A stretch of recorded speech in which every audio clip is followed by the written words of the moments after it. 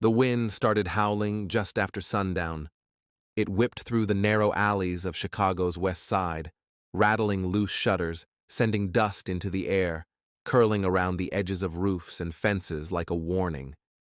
Dry, unrelenting, warm. In the rear of a small wooden cottage on DeKoven Street, Catherine O'Leary struck a match. The barn was dark. Her cow needed to be milked. There were lanterns, hay, a wooden floor stained with years of manure, and in the background, fire. Flames that would soon leap from the O'Leary's barn to the house next door. Then the one after that. Then the entire block. Then the entire city. By the time it was over, the fire had killed hundreds, left over 100,000 homeless, and burned a third of Chicago to the ground. But the most tragic part? It didn't have to happen. The systems meant to protect the city had failed long before the first spark. This is the story of the Great Chicago Fire. A disaster born not just of flames, but of arrogance, neglect, and greed. Chicago in 1871 was a city bursting at the seams. Once a backwater trading post nestled between Lake Michigan and the muddy Chicago River, it had grown, rapidly, chaotically, into one of the most important cities in America. In just 20 years, the population had ballooned from under 30,000 to over 330,000. Railroads crisscrossed its borders. The Illinois and Michigan Canal made it a hub of trade and shipping. Factories boomed. Warehouses piled up lumber, coal, pork, grain, and steel. Chicago was loud, fast, dirty, growing so quickly that planning had become an afterthought. And so had safety. Everything in the city was flammable. Not metaphorically, literally. Most of Chicago's buildings in 1871 were made of wood. Not just houses, entire city blocks, including sidewalks, fences, bridges, barns, and sheds. Even the paving stones on many roads were wooden planks soaked in pitch. In some neighborhoods, wood buildings sat shoulder to shoulder, so close a man could jump from one roof to the next. After a long, hot, dry summer with little to no rain, the city was primed for combustion. And that's exactly what it got. The fire began around 9 p.m. on Sunday, October 8th. It started in the barn behind the O'Leary home at 137 DeKoven Street. Catherine O'Leary would become an infamous scapegoat, but she and her family were asleep when the fire broke out. The cause? Unknown. Legend says a cow kicked over a lantern, but that story was invented by a reporter named Michael Ahern, who later admitted he made it up because it sold newspapers. Whatever started it, the fire spread fast. A strong southwest wind carried burning embers onto nearby buildings. By the time fire crews were alerted and began to respond, entire rows of homes were already engulfed. The Chicago Fire Department was underfunded and overwhelmed. It had about 185 firefighters, 17 steam engines, no motorized vehicles. Horses were used to pull equipment. Water had to be pumped manually or drawn from wells and cisterns that were drying out. And worse? That night, there had already been a major fire the night before. Crews were exhausted. Equipment was damaged. The city's fire chief, Robert Williams, had warned the mayor that Chicago was at risk. He had asked for more men, more gear, better planning. He was ignored. Now, the fire was proving him right. Shortly after midnight, the fire reached the business district. By 1:30 a.m., it had jumped the south branch of the Chicago River, aided by massive piles of firewood stacked along the riverbanks.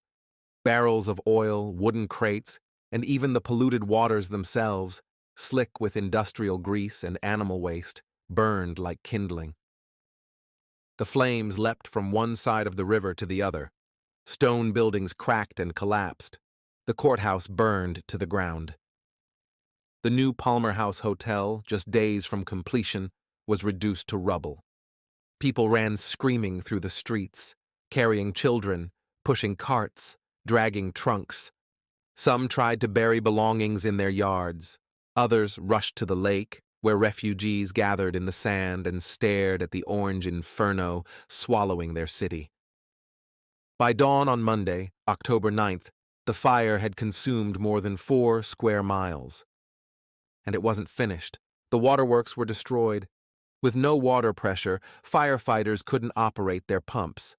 The gasworks exploded. Church bells melted in their towers. Thousands were fleeing north, thinking they could escape the flames. But embers carried by the wind lit new fires ahead of them. The conflagration leapt over the river again, driven by 30-mile-per-hour gusts. People began to panic. Some were trampled. Others ran straight into the fire, blinded by smoke. Still others drowned, trying to escape across the river. Among the survivors were families who spent the night wading in Lake Michigan, holding infants above the waves, while the shoreline burned behind them. On the north side, one of the last landmarks to fall was the water tower, one of the few structures that would survive. By the morning of Tuesday, October 10th, the fire finally began to die. The winds shifted. Then, mercifully, it rained. But by then, Chicago was gone. The final toll, at least 300 people dead, though many more were likely uncounted. Over 17,500 buildings destroyed, roughly 3.3 square miles of city burned.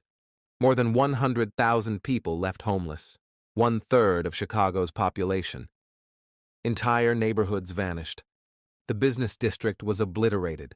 Churches, libraries, theaters, gone. In the ruins, the only sounds were coughing, crying, and the crackle of cooling embers. In the days that followed, rumors flew. That Catherine O'Leary had caused it, that anarchists had started the blaze, that it was divine punishment for a sinful city.